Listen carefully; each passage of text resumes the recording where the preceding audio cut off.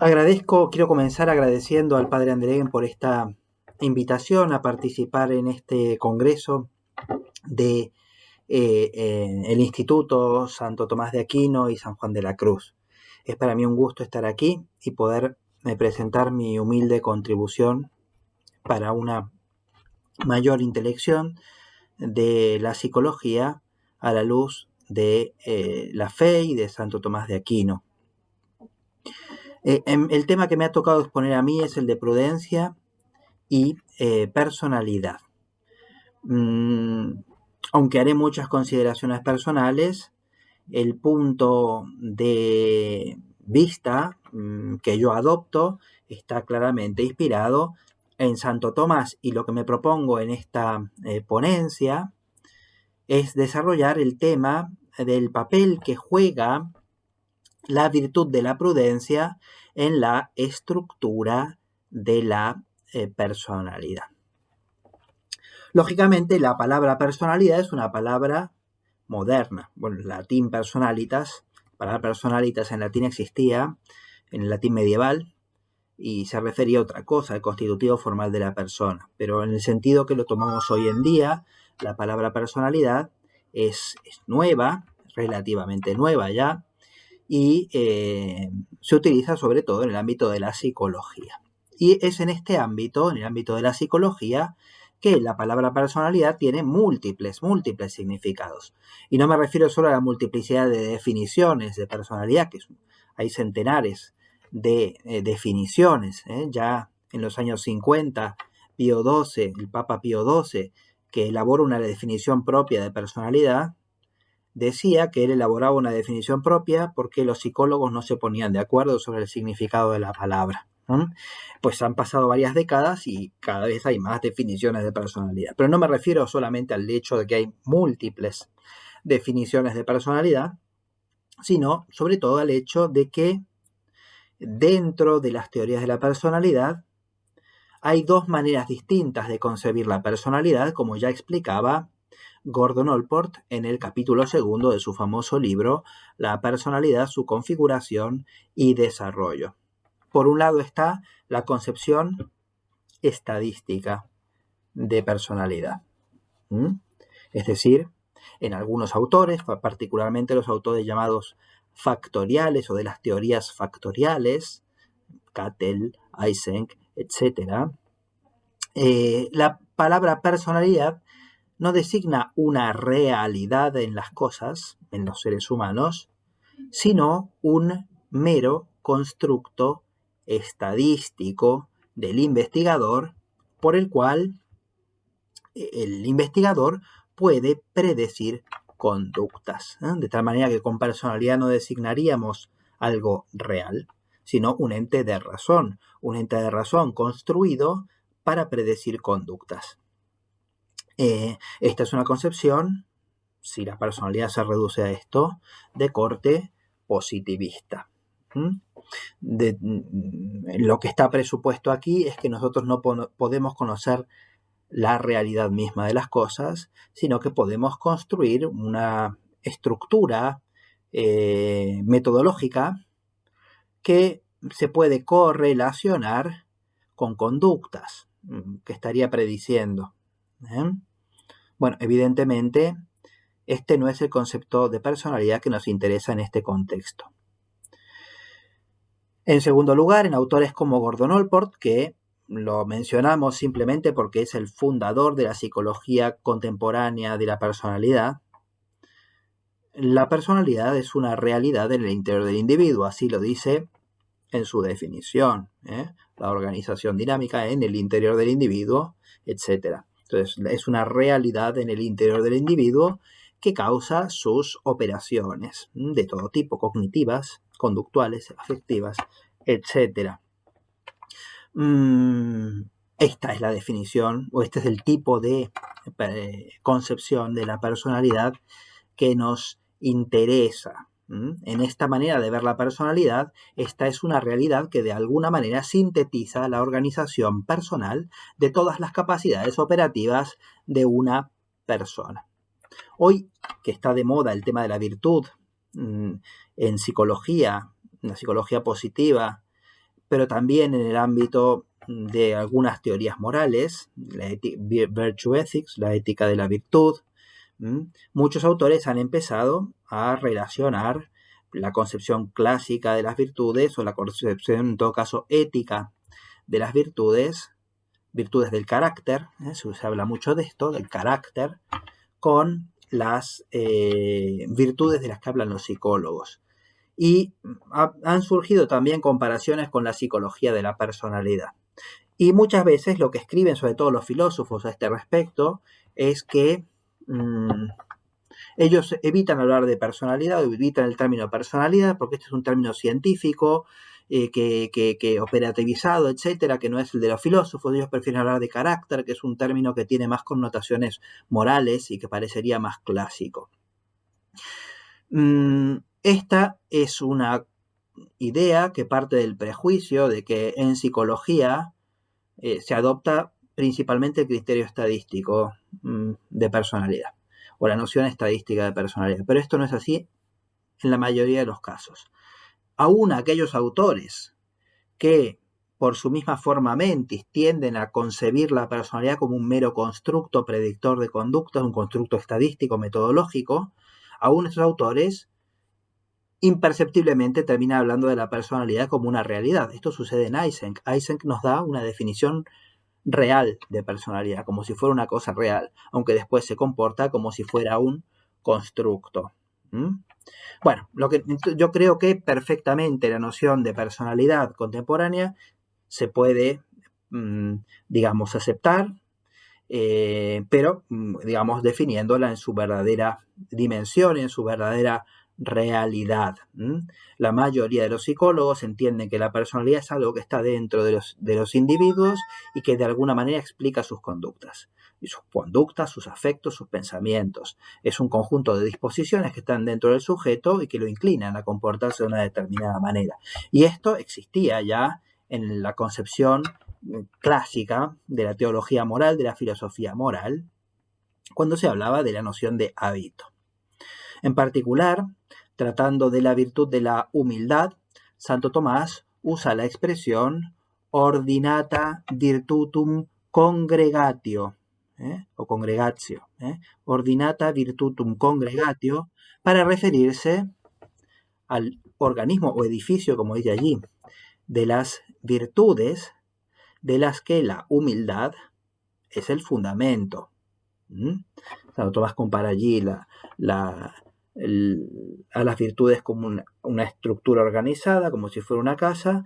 La casa, para construirse, necesita de un cimiento, de un fundamento, y ese fundamento para todas las virtudes sería la virtud de la humildad. Entonces allí habla, para referirse a este edificio coordinado de virtudes, de ordinata virtutum congregatio.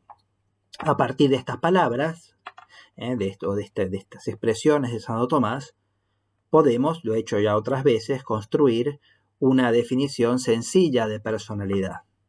Y así diríamos que la personalidad es el conjunto ordenado de disposiciones operativas estables, es decir, de hábitos operativos de una persona.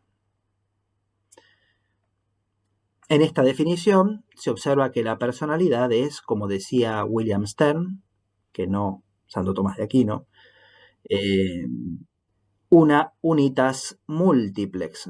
Frankl dice que la persona es una unitas multiplex, como dice Santo Tomás. En realidad Santo Tomás no dice esto en ningún lado. Esta es una expresión de William Stern, sí, referida a la persona. Yo la aplico aquí a la personalidad, que es algo distinto, pero bueno. La personalidad es una unitas multiplex, una unidad múltiple. El factor de multiplicidad está dado por aquello de lo que la personalidad está hecha, compuesta, lo que se llamaría en escolástica la materia ex qua, que son las disposiciones operativas. El factor de unidad, por su parte, viene dado por la organización jerárquica de estas disposiciones, que sería como su causa formal intrínseca. Esta organización jerárquica de las disposiciones. En efecto, la personalidad no es un mero conjunto de rasgos, tendencias o disposiciones, sino que hay una organización por la cual algunas de estas disposiciones son principios organizadores de los otros. La personalidad no es un mero agregado de disposiciones, sino que estas disposiciones están conectadas y ordenadas, organizadas. Bueno, esto ya lo decía Allport, ¿eh? Sin embargo, ya desde Allport mismo, la psicología de la personalidad intentó desarrollarse como ciencia prescindiendo de valores morales, prescindiendo de los valores morales,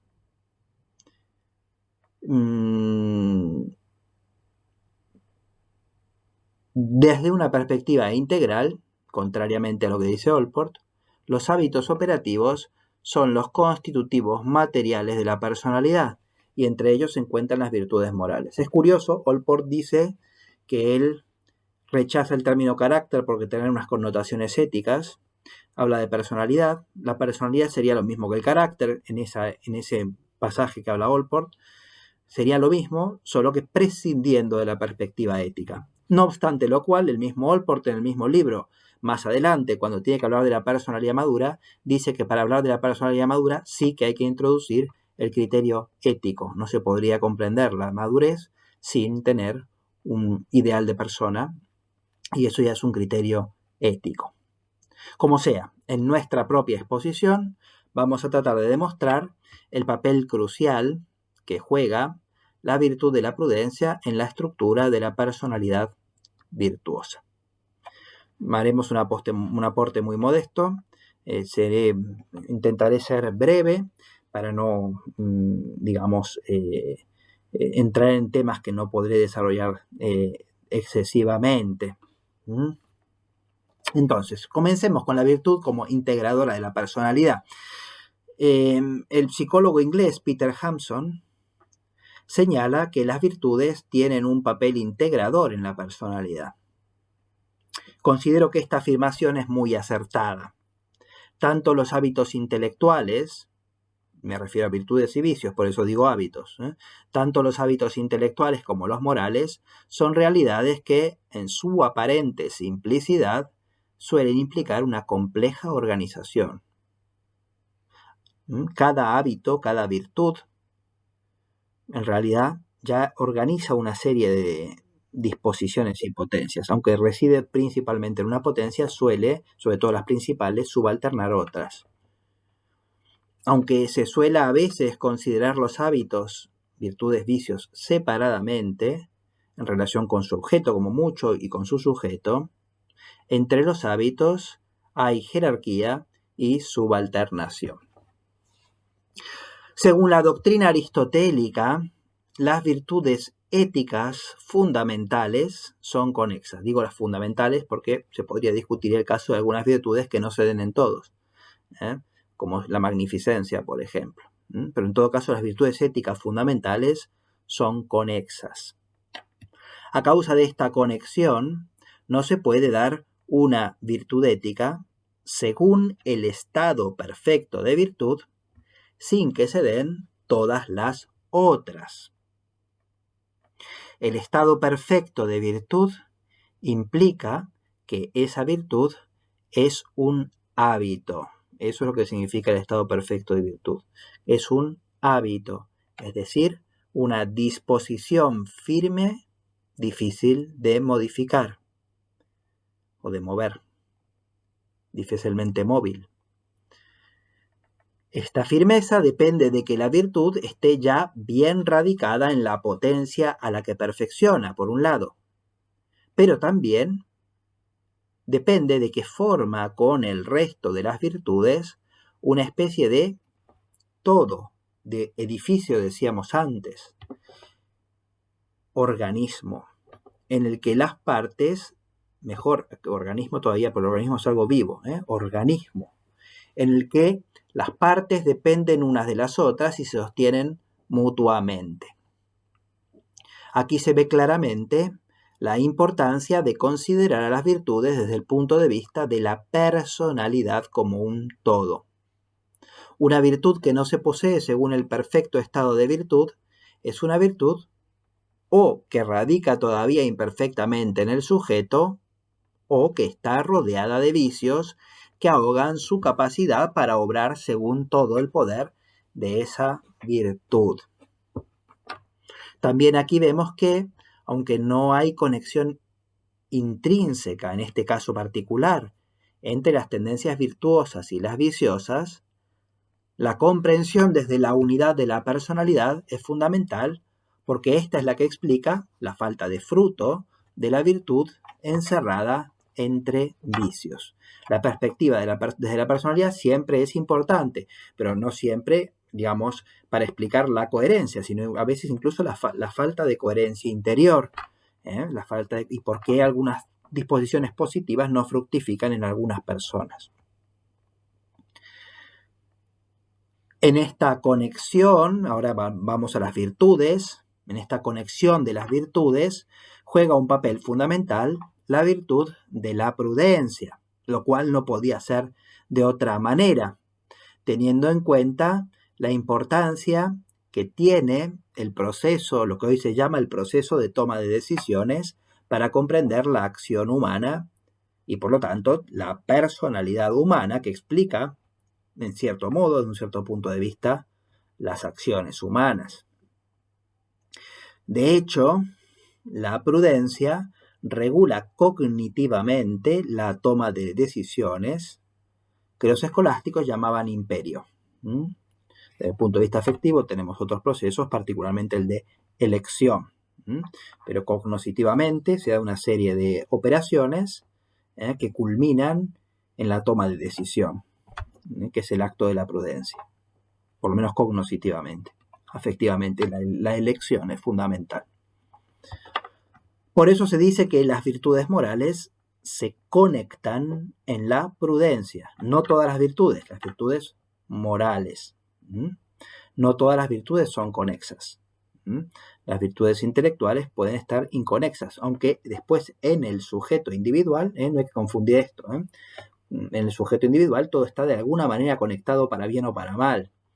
Una cosa es que en cuanto a lo que es su esencia, puedan darse determinadas virtudes morales, o mejor dicho, las virtudes morales sin determinadas virtudes intelectuales. No puede ser bueno sin saber ingeniería, medicina o filosofía.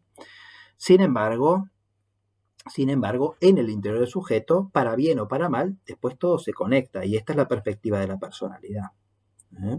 Ver la conexión individual en el sujeto y por qué a veces lo malo puede sobre lo bueno y de qué manera lo bueno puede superar lo malo, etcétera. Las virtudes morales se conectan en la prudencia. La prudencia se define como recta ratio agibilium, la recta razón de las cosas agibles, de las acciones humanas, es decir, una virtud que tiene como sujeto principal a la razón y cuyo acto consiste en determinar para cada acto humano particular su medida propia, ¿no? Su modo o medida propia, el modo o medida de los actos humanos particulares. Siempre son particulares los actos humanos. La prudencia es la virtud que regula las operaciones humanas para que éstas se ajusten a lo que corresponde en cada caso. Esas operaciones reguladas, son las operaciones voluntarias. Ya se trate de lo que se llaman en filosofía actos ilícitos de la voluntad misma, los actos que la voluntad produce y quedan en ella misma, actos ilícitos, como también lo que se llaman los actos imperados por la voluntad, es decir, los actos de las otras potencias, especialmente de los apetitos sensitivos imperados por la voluntad. Actos ilícitos, actos imperados de la voluntad. En todo caso, voluntarios de alguna manera.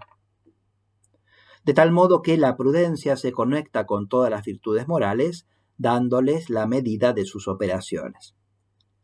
Así, para resumirlas en las virtudes cardinales, pero en realidad hay más, la justicia, la fortaleza y la templanza están intrínsecamente conectadas a la prudencia, que regula sus actos. Sin la prudencia no hay actos de estas virtudes.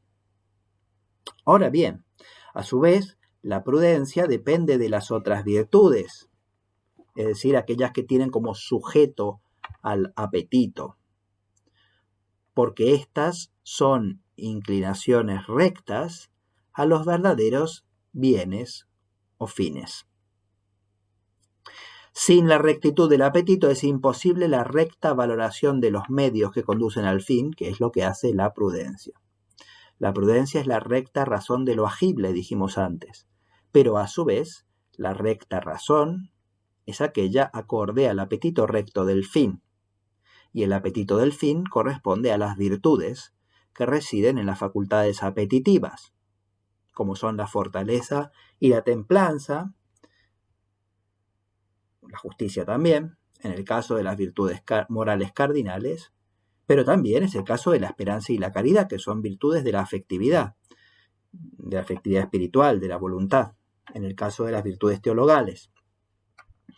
Entre estas virtudes de la afectividad, morales y teologales, hay también un orden, porque las que apuntan directamente al fin último dirigen a las otras, y las que apuntan directamente al fin último son las teologales y particularmente la caridad, de las que trataremos después.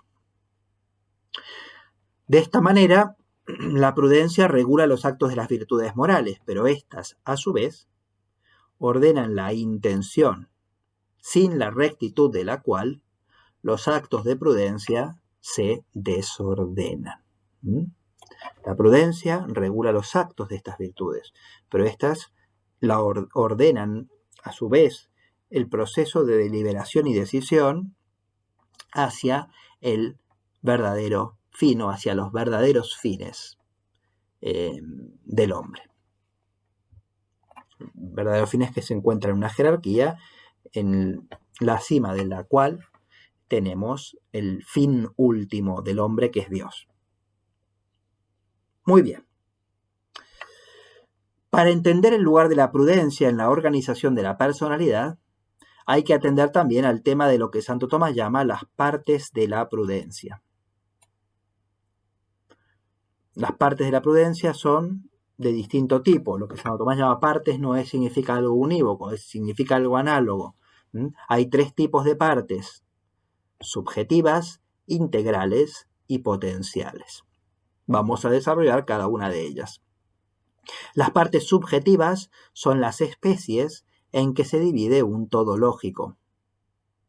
En el caso que nos ocupa, el de la prudencia, son sus especies, las especies de la prudencia.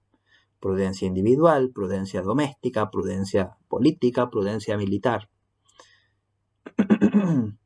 Aunque esta división no carece de interés, toca menos de cerca el tema de la conexión de las disposiciones de la personalidad, aunque toca algo que también es muy importante para entender a la personalidad, que es la conexión entre mi personalidad con la personalidad de otro.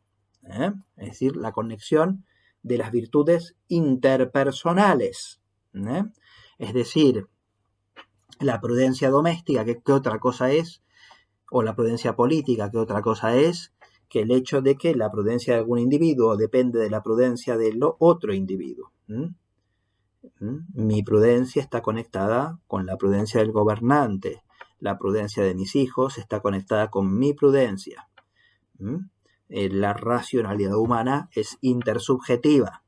La racionalidad práctica del ser humano es intersubjetiva, y de allí la importancia para comprender la organización interior de los individuos, también de comprender la organización de los todos sociales, de la familia, de la sociedad, y comprender también las virtudes o vicios de los padres y de los gobernantes para entender las virtudes y vicios de los hijos y de los gobernados. Desde aquí se podría hacer un interesante ejercicio de psicología social desde el punto de vista tomista. Pero yo me estoy centrando aquí en los individuos. Así que esto lo dejo por el momento en esta conferencia de lado. Nos centraremos, por lo tanto, en los otros dos tipos de partes: las partes integrales y las partes potenciales. Comencemos por estas últimas, las partes potenciales. Se llaman partes potenciales de las virtudes, que es el caso que nos ocupa, a otras virtudes que se parecen en algo a la virtud principal, en este caso la virtud de la prudencia. Se llaman partes de una virtud aquellas que tienen algo parecido al modo de esa virtud. Santo Tomás enumera entre estas virtudes, que son realmente distintas de la prudencia, aunque en este caso particular ordenadas a la prudencia. Santo Tomás enumera entre estas virtudes aquellas que se refieren a actos que preparan el acto propio de la prudencia, que es el imperio. Así, por ejemplo, la virtud de la eubulia, que es una virtud por la cual quien la posee hace rectamente el acto de deliberación, o consejo lo llaman en latín, pero la palabra consejo que usa Santo Tomás no se refiere a aconsejar a otros, sino a aconsejarse a sí mismo, es decir, el acto de deliberación sobre cuáles son los medios adecuados para llegar al fin. Para deliberar bien hay que tener una virtud que llama la eubulia. Tenemos también la sínesis, que se refiere a otro acto distinto que el de deliberación, que es el acto de juicio sobre los medios también, en las cosas que suceden de ordinario, lo que sucede generalmente, y que antecede al acto del imperio. Y finalmente, la virtud de la gnome, que se refiere al juicio en los casos que se salen de lo ordinario. Muy bien, tenemos eubulia, sínesis y gnome. Una de estas virtudes se refiere a la deliberación, las otras dos a distintas formas de juicio. Antes de imperar, antes de ordenarse a sí mismo a hacer una operación, pues hay que deliberar sobre lo que se debe hacer y juzgar qué es lo más correcto. Al ordenarse los actos de estas tres virtudes al acto de la prudencia, que es en el que culminan, encuentran su sentido y por lo tanto su lugar en la personalidad gracias a la prudencia. La prudencia es organizadora de estas virtudes también, en la medida en que el acto de la prudencia es el fin de estos otros. Estos otros actos se ordenan al acto de la prudencia. Finalmente tenemos las llamadas partes integrales de la prudencia. Partes integrales. La noción de parte integral está tomada de los cuerpos que se componen de distintas partes cuantitativas. Santo Tomás, al tratar de la prudencia, pone el ejemplo de la casa, que se compone, dice él, de techo, paredes y cimiento. Son las partes integrales de lo que está integrada la casa. Santo Tomás aplica la noción de parte integral a las virtudes por analogía. Él utiliza la palabra por semejanza, que es una manera de referirse a la analogía, por analogía. Por analogía se llaman partes integrales de las virtudes a aquellas condiciones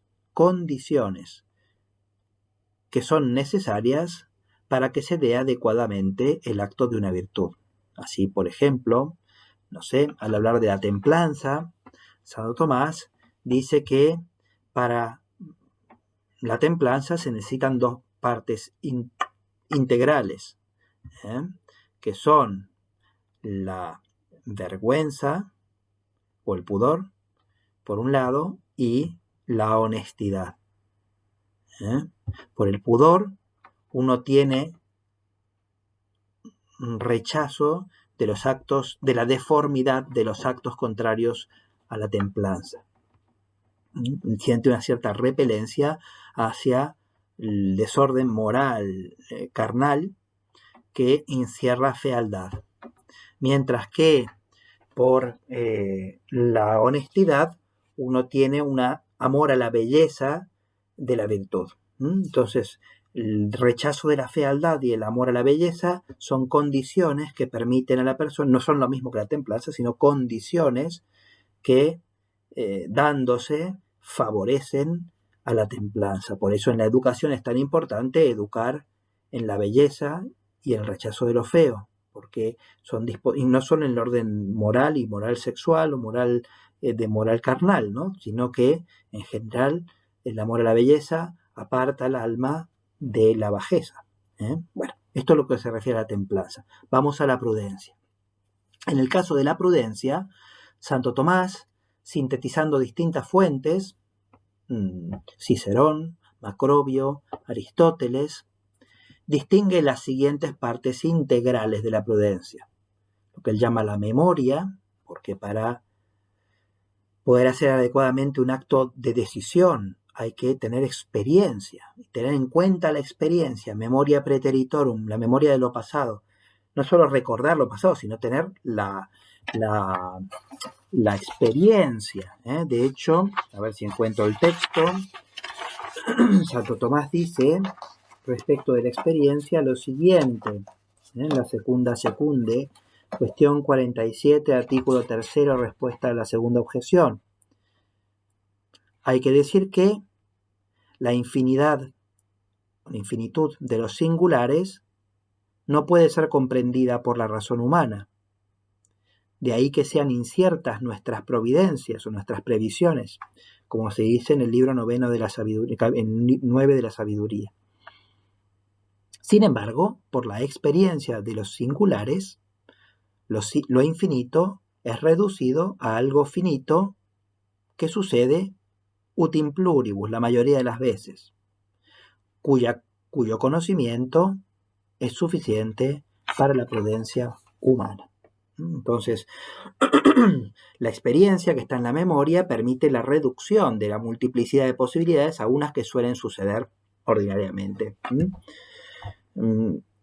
Después está lo que Santo Tomás llama la inteligencia o la inteligencia de lo presente, que es la intelección de los fines particulares.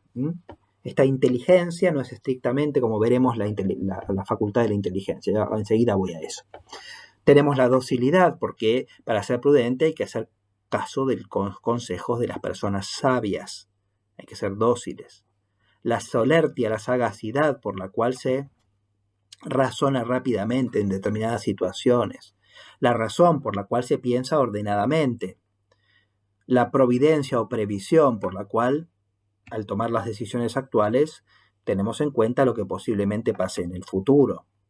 La circunspección, por la cual atendemos a las circunstancias. Para tomar decisiones es importante tener en cuenta las circunstancias, mirar alrededor, que es lo que significa la circunspección. Y lo mismo la precaución, que es a lo que muchas veces ha quedado reducido el nombre de prudencia. Prudencia parecería precaución. Para Tomás, la precaución es una condición de la prudencia, hay que ser cauto, pero no es toda la prudencia. La prudencia nos puede llevar a hacer cosas que mucha gente consideraría que no son demasiado cautelosas.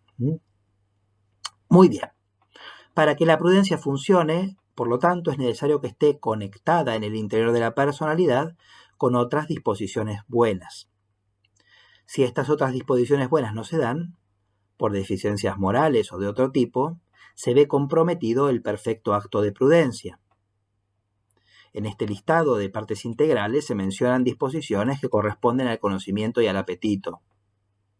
Sin embargo, yo quiero detenerme ahora para acabar con esta parte, especialmente en el papel de los sentidos internos.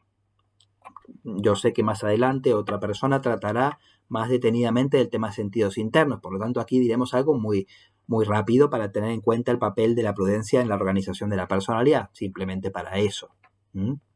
Para que haya prudencia, se necesita que funcionen adecuadamente los sentidos internos y que estos tengan disposiciones que son como virtudes.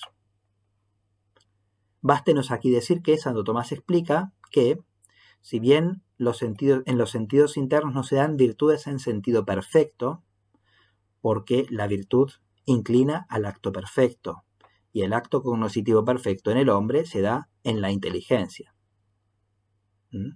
Y es por eso que Santo Tomás habla de virtudes intelectuales, pero no de virtudes de los sentidos internos. Pero en los sentidos internos se dan como unos hábitos que pueden ser buenos o malos, y que se ordenan al acto de la inteligencia. Están subalternados y por eso Santo Tomás los pone aquí como partes integrales de un acto de inteligencia que es el de la prudencia. En el caso de las partes integrales de la prudencia tenemos primero la buena memoria, pues como dijimos, sin la experiencia reunida en la memoria no se pueden tomar decisiones acertadas.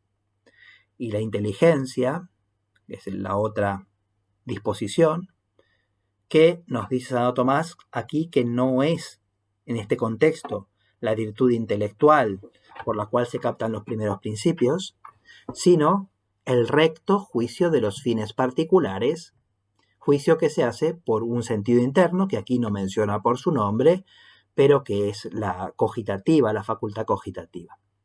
Sin una buena disposición de la memoria y de la cogitativa no hay prudencia.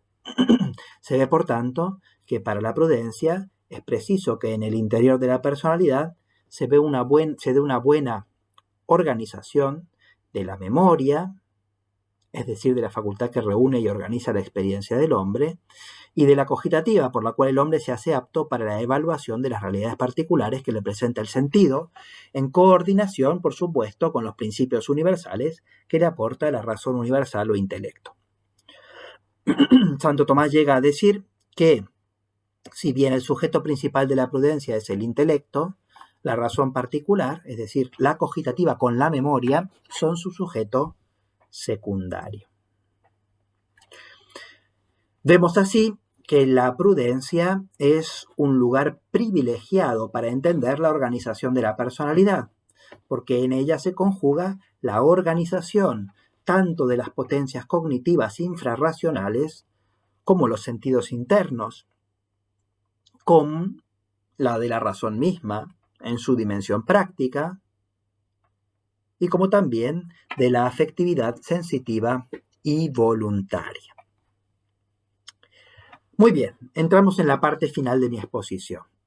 No podemos acabar sin hacer referencia al hecho de que, si bien la prudencia es el principio organizador de la personalidad virtuosa en un cierto nivel, a su vez, la prudencia se subalterna a otra virtud, que es la virtud de la caridad.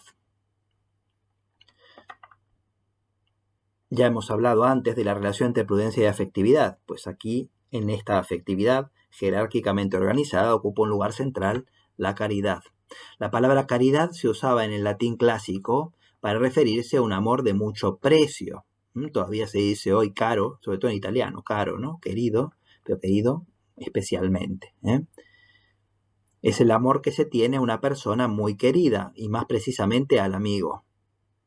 El cristianismo asume esta palabra para aplicarla de modo especial al amor divino, y más precisamente a la virtud por la cual no solo se ama a Dios por encima de todas las cosas, sino que además se lo ama con ese tipo de amor que en la tradición aristotélica se llama amor de amistad.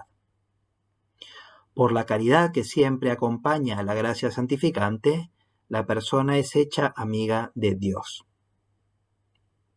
Por la caridad se ama también a otras personas en Dios. A los enemigos, pero también a los amigos, y también a los familiares, etc. O se debería amarlos así, con amor de caridad, en la medida en que nos unimos a ellos en Dios.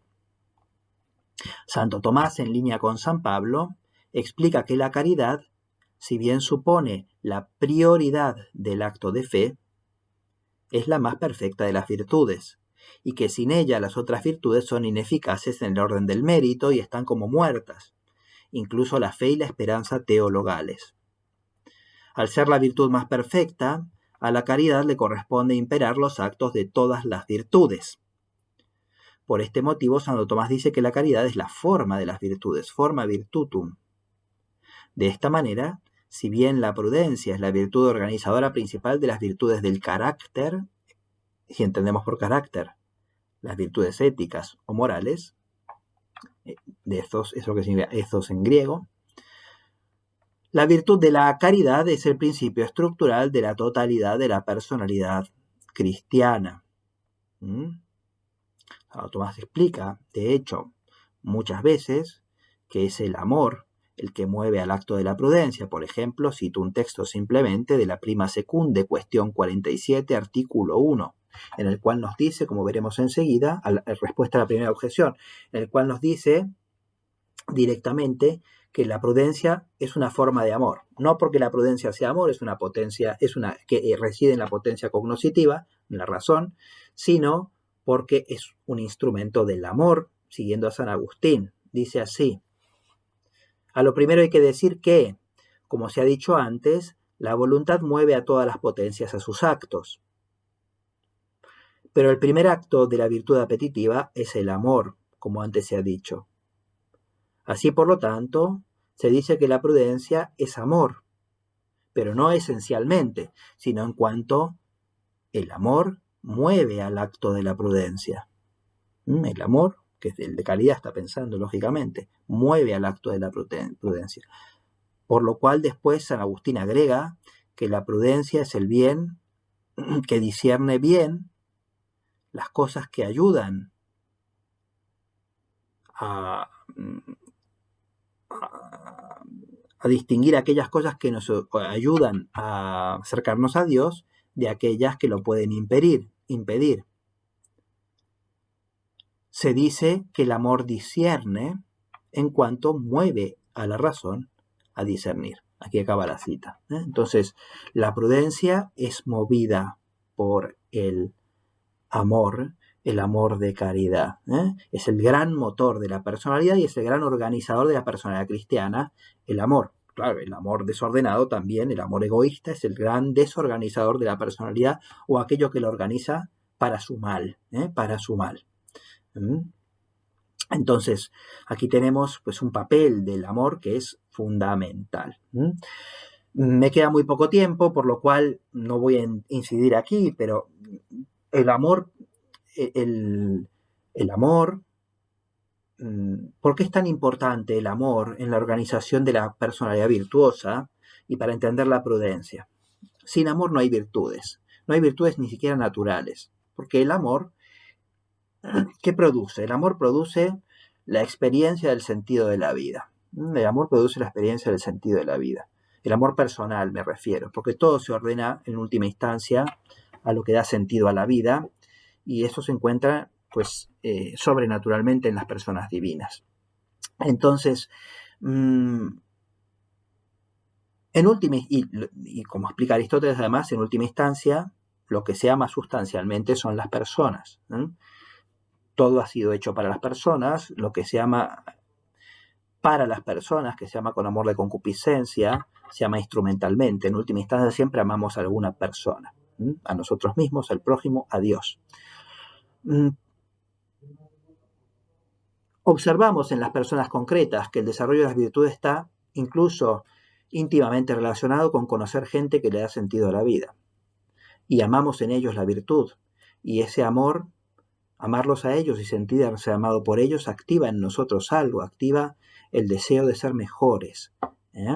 Esto daría para todo un tema que no puedo desarrollar aquí, pero que se relaciona también con el sentido que tiene el sacramento del matrimonio, la maternidad, la paternidad.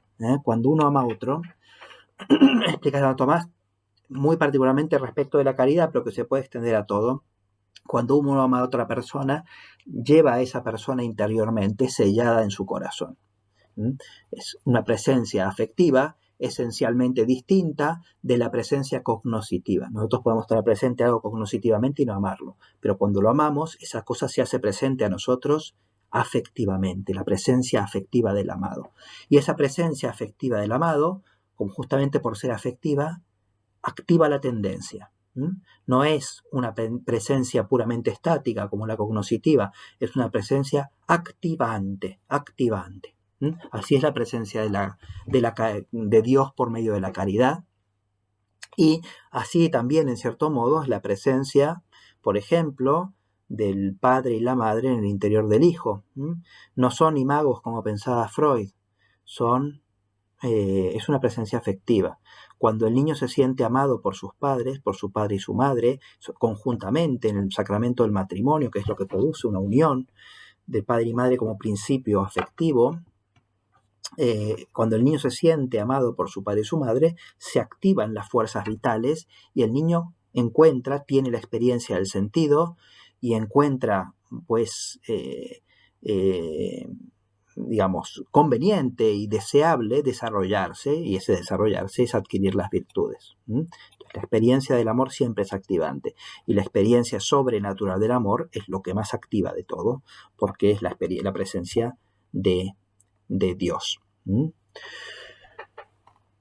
El amor es de por sí una fuerza activadora de todas las potencias humanas, de todas las potencias humanas. La experiencia del amor de Dios, que es la experiencia de la caridad, es realmente la que consigue unificar y activar todo y darle un sentido a la prudencia, porque la prudencia en el fondo no es otra cosa que tomar decisiones, pero tomar decisiones es tomar decisiones en orden a aquel a quien amamos, que es Dios.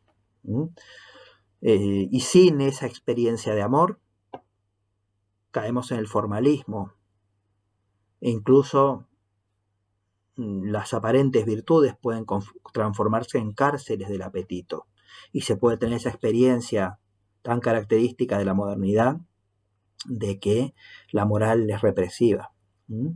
La moral solo es represiva para aquel que no ama. Cuando se ama a Dios, la moral es liberadora porque es un camino para encontrarse con Él. Pero sin este encuentro, y este encuentro se da por medio de personas, incluso de personas humanas, que es el modo en que Dios quiso organizar la realidad. Dios quiso que nos encontremos con el sentido por medio de personas, de nuestros padres y nuestras madres, de nuestros amigos, de los sacerdotes, de la estructura de la iglesia, de los sacramentos, que al final hacen presente a la persona de Cristo. Entonces, en esa experiencia del amor, después se activa todo lo demás y adquiere unidad y coherencia. De allí también surge la experiencia de la confianza, ¿no? Uno confía en aquel por quien se siente amado. Y si no se siente amado, desconfía naturalmente. Muy bien, entonces ya voy acabando. Entonces tenemos aquí que si bien la prudencia juega un papel fundamental en la estructura de la personalidad, en la medida en que es un factor decisivo en la organización del resto de las facultades, en el orden moral y en el orden de la toma de decisiones, que son centrales en la vida personal, no obstante, a su vez, digamos, la virtud de la prudencia está, digamos, poseída, formada, organizada, imperada, etcétera, por la virtud de la caridad, la virtud del amor, que, digamos, da una dirección a las decisiones prudenciales, y hacen que todas esas decisiones tengan sentido en orden a aquel a quien amamos, que es Dios. Muy bien, bueno, espero que se haya comprendido lo que he querido decir. Agradezco la atención que me han dado y vuelvo a agradecer al padre Andereguen y a los otros organizadores por haberme tenido en cuenta para esta presentación. Muchísimas gracias.